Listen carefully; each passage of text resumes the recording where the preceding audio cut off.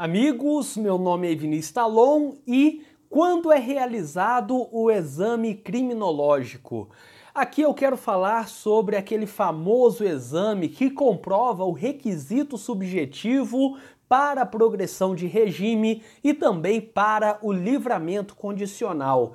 Eu não vou aqui fazer críticas quanto ao entendimento jurisprudencial, quanto a tudo que temos no STJ, a súmula vinculante do STF e o entendimento praticamente pacífico dos tribunais pelo Brasil. Sobre esse assunto eu vou fazer essa devida crítica em um outro momento, explicando que a revogação daquela previsão do exame criminológico demonstra a intenção do legislador de que não seja realizado, mas eu quero tratar aqui exclusivamente de qual é o entendimento jurisprudencial, o que o STJ diz, o que o STF diz e também quais são os casos em que normalmente é realizado o exame criminológico. Então a crítica eu vou deixar para um outro momento e vamos ficar aqui apenas na constatação do que acontece realmente.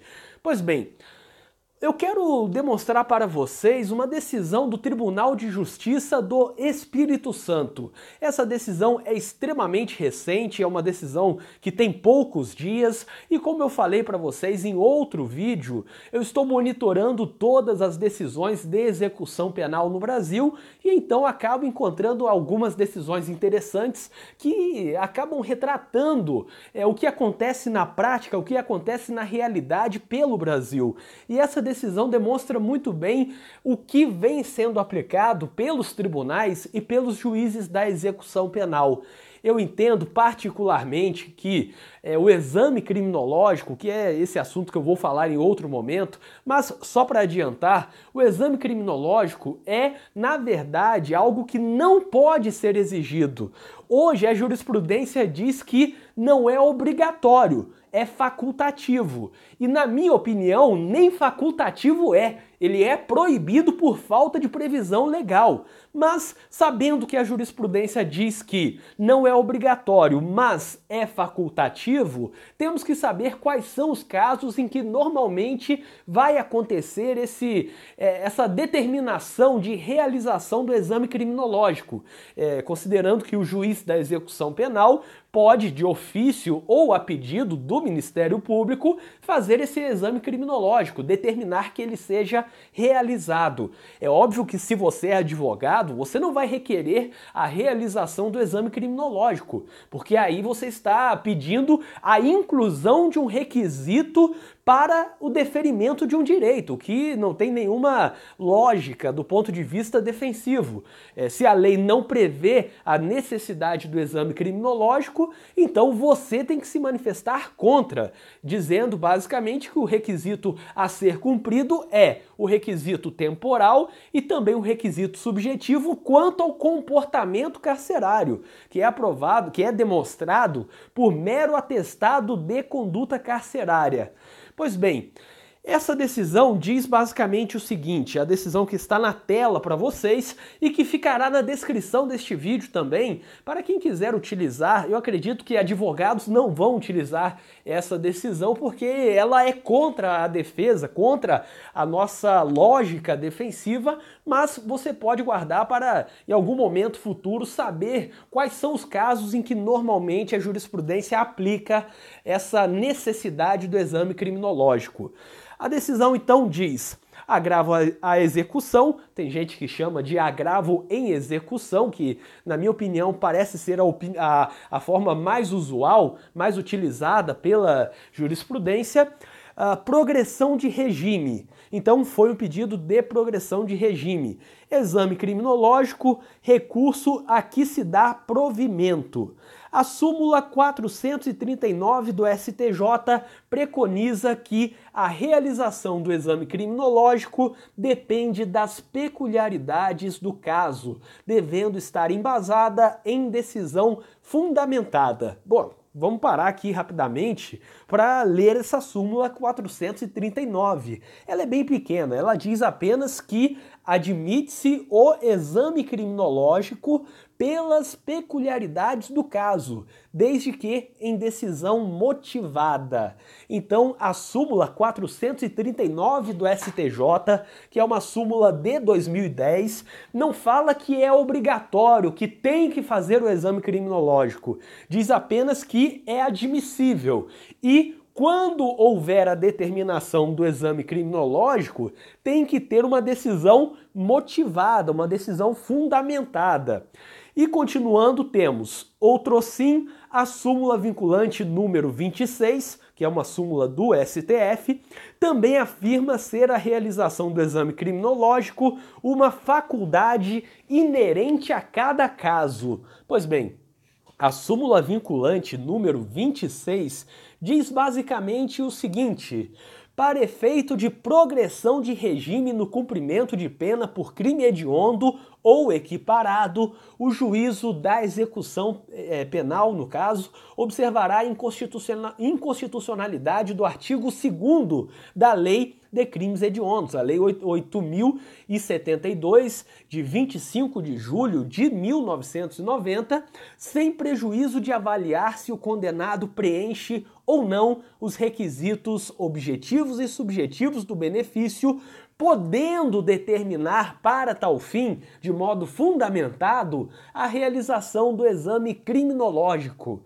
É muito interessante observar uma coisa: a súmula vinculante 26 do STF, ela se refere, portanto, a uma faculdade, considerando que ela fala podendo determinar, e além disso, trata basicamente do crime hediondo, porque no início fala para efeito de progressão de regime no cumprimento de pena por crime hediondo ou equiparado. Então, essa súmula vinculante, que muitas vezes é citada por juízes para crime de roubo, por exemplo, ela tem uma aplicação restrita ao que ela fala, que é o crime hediondo e também o crime equiparado a hediondo. Então, no caso do homicídio qualificado, no caso do estupro, enfim, desses crimes, do latrocínio, seria possível aplicar essa súmula, ainda que eu discorde dessa faculdade, ainda que eu acredite que não é possível, não deveria ser nenhuma faculdade a realização do exame criminológico. Mas, se querem aplicar a súmula, devem ler o início, devem ler a parte que fala que é apenas para o crime hediondo ou equiparado. Continuando, portanto, essa ementa, vem a parte mais decisiva quanto ao ponto deste vídeo. No caso em exame, é necessária a submissão do apenado ao exame criminológico, haja vista a notícia de que possui a personalidade desvirtuada, bem como descumpriu condições da pena, recurso a que se dá provimento. E aí eu vou deixar aqui para vocês na tela e também na descrição do vídeo o número desse julgado do Tribunal de Justiça do Espírito Santo, uma decisão na execução penal, relator desembargador William Silva, e foi julgado recentemente e publicado no dia 23 de novembro de 2018. Portanto, uma decisão muito recente. E eu deixei marcada essa parte, que está em negrito na tela, porque é exatamente a parte que analisa o caso concreto. Não basta saber o que fala a súmula do STJ e a súmula vinculante do STF, porque elas falam basicamente que é uma faculdade. Então, para ter um pouco mais de previsibilidade, a defesa tem que saber quais são os casos em que normalmente os juízes determinam a realização do exame criminológico. E a lei não fala, obviamente, da necessidade do exame, então não sabemos quais são os casos de realização do exame.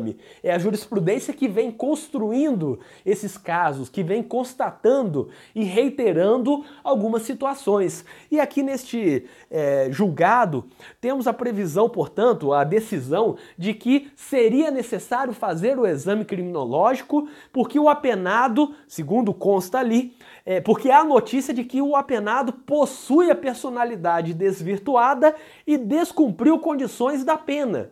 Então, primeira coisa, o que é uma personalidade desvirtuada? Quem fala isso, se não pretensamente o exame criminológico?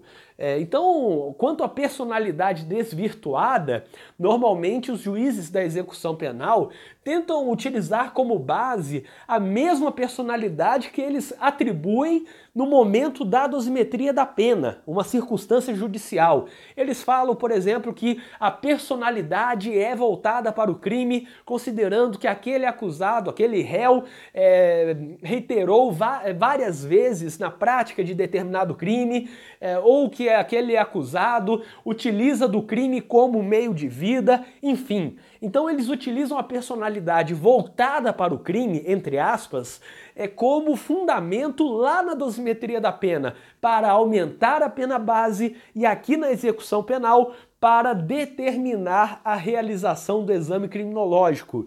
Então é algo que, mesmo quando não é reincidente, mas é acusado, acusado por vários fatos ou tem vários processos por determinado crime, os juízes entendem que a personalidade é desvirtuada, é voltada para o crime, a personalidade demonstra que utiliza o crime como meio de vida.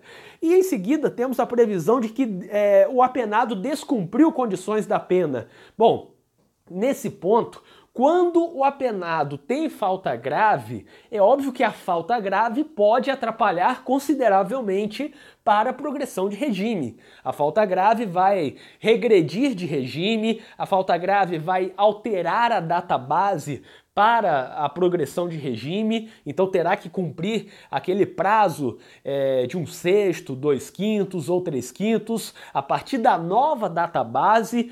E além disso, a prática de uma falta grave vai alterar a conduta carcerária, que é o requisito subjetivo da progressão de regime segundo a lei. Mas quando há falta grave e, digamos, aquela conduta carcerária já retornou a excelente, já passou a ser boa novamente, o apenado, mesmo com a falta grave praticada, ele já tem condições de progredir de regime pelo critério temporal. Enfim, mesmo nesses casos, os juízes ainda criam esse requisito de que, como o apenado, ao longo do tempo, digamos, há 1 ano, há 8 meses, há 2 anos, fugiu do estabelecimento prisional, praticou uma falta, estava com celular ou qualquer outra coisa, entende-se que ele descumpriu condições da pena. Então vamos determinar a realização do exame, porque no exame criminológico pode ficar constatado que ele não tem condições de progredir de regime. Então essa é mais uma hipótese em que normalmente atribuem a necessidade de realização do exame criminológico.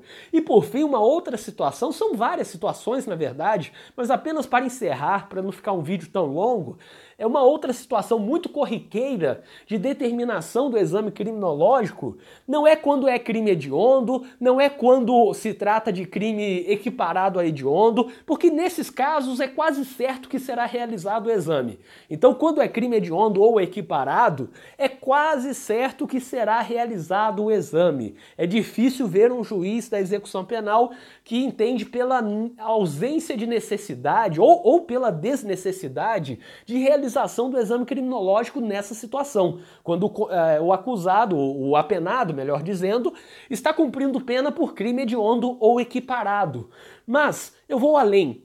Mesmo não sendo crime hediondo ou equiparado, mas tendo violência ou grave ameaça, como no caso do homicídio simples, sem ser caso de crime hediondo, ou no caso do crime de roubo, é comum que seja determinado o exame criminológico, que seja determinada a realização do exame criminológico, porque os juízes entendem que, como o apenado praticou um crime violento, está cumprindo pena por um crime violento, então ele pode ter uma personalidade violenta e, em razão disso, antes de deferir a progressão de regime, normalmente mandam fazer o exame criminológico, o que atrasa bastante. Sabemos que o exame criminológico vai atrasar muito o deferimento da progressão de regime, considerando a ausência de profissionais que ficam o tempo todo, todos os dias da semana lá nos estabelecimentos prisionais para fazer esse exame. Normalmente há um agendamento, tem uma fila, e isso pode fazer com que demore um pouco para deferir a progressão de regime, ou até que a progressão de regime seja indeferida, porque apesar de ter preenchido o critério temporal e também o critério subjetivo, em razão do comportamento carcerário, não preencheu esse requisito subjetivo não previsto na lei, que é ir bem no exame criminológico. Eu espero que vocês tenham gostado deste vídeo, inscrevam-se no canal e ativem as notificações, porque assim vocês saberão sempre que for lançado um vídeo novo aqui no canal. E para quem tiver interesse, eu deixarei na descrição deste vídeo um link com várias coisas úteis, como por exemplo, lista de transmissão para receber todos os meus artigos e vídeos diretamente no WhatsApp. E além disso, você vai encontrar nesse link da descrição artigos, vídeos, livros de minha autoria e livros que eu indico, contato para palestras, cursos em que eu leciono, incluindo um curso completo de execução penal e muito mais. O link está na descrição deste vídeo e até o próximo vídeo.